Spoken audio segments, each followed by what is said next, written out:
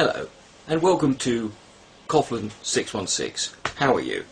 I'm Richard Coughlin, and this will be the first video on my brand new channel, which will have less swearing, less anger, and maybe a little more civilised conversation. Although, don't get your hopes up, hey. Thought I'd start with a clip I recently saw of William Lane Craig discussing the idea of proving a negative and the burden of proof. I'm going to play the clip, and then I'm going to respond to it.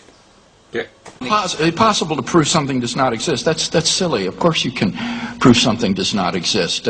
We can prove, for example, that there are no living Tyrannosaurus rex on the face of the earth. We can prove that there are no Muslims of the United States Senate. Or, as Dr. Shook says, if you can show that something is a self-contradiction, he's in the House. Yeah. You can show that something is self-contradictory. So there are no married bachelors. So this is an atheist line that you hear on a popular level all the time, but that sophisticated atheists don't take, because it is easy to prove that things don't exist. I think that the mistake William Lane Craig has made here is he's saying you can prove that something doesn't exist. And one example he gave was you can prove there are no living Tyrannosaurus rex. I would disagree there in saying that no, you just can't prove that there are any living ones, and so you don't. So you wouldn't accept the fact that you wouldn't deal with the probability that there even were going to be any. It's so microscopically small, it's completely negligible. Another one he uses is you can prove there are no Muslims in the United States Senate.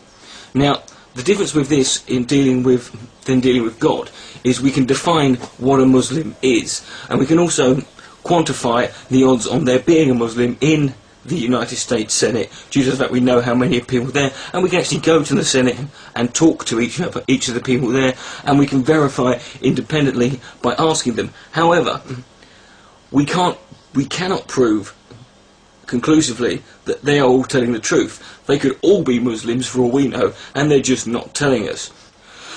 He is correct, obviously, on the sense of the logical of what is logically impossible. There are no married bachelors.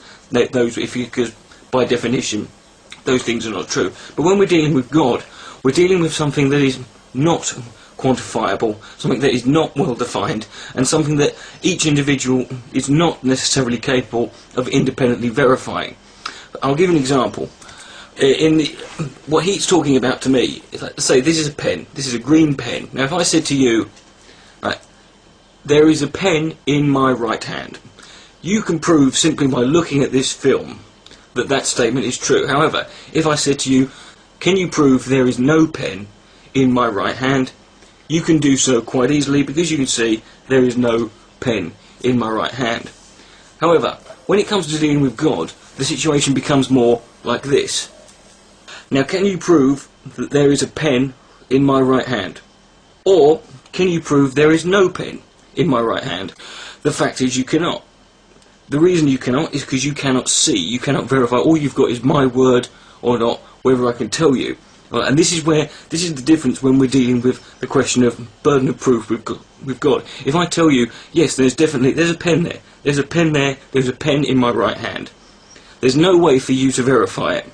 So you have to. So the burden of proof is on me to prove that there is or isn't one. And just because you could not see one, you're right, does not mean that there is or isn't one. However, there is no reason for you to believe there is one. However, the likelihood is there could be. This is Richard Coughlin, 616, saying have a nice day.